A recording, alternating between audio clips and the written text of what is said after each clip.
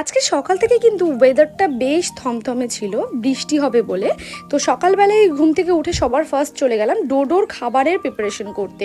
সব রকম সবজি আর চিকেন দিয়ে আজকে একটা স্টু বানাবো, যেটা দিয়ে ওকে কিন্তু আজকে লাঞ্চটা দেবো। আর এটা হচ্ছে সেই চিকেনটা, আর ওই সবজিগুলো তো দেখিয়ে দিলাম প্রথমে, অনেক রকম সবজি ছিল। তো এখানে আমি বসিয়ে দিয়েছি স্টুটা হওয়ার জন্য। আর এটা দিয়ে খেতে কিন্তু ও ভীষণ ভালোবাসে। আজকে যেহেতু স্নান করার পালা রয়েছে, তো মা এখানে ওকে স্নান করাচ্ছে। ও মার কাছে কিন্তু চুপচাপ স্নান করে নেয়। তারপরে ওকে লাঞ্চ করিয়ে দিয়েছি, আর আমরাও নিজেরাও লাঞ্চ করে নিয়েছি। লাঞ্চের শেষে কিন্তু খেয়েছিলাম এই ফলটা, পেয়ারা আর আলু বুখারা বাবা নিয়ে এসেছিল। তো ভীষণ ভালো লাগে আমার আলু বুখারাটা খেতে, বেশ টকটক।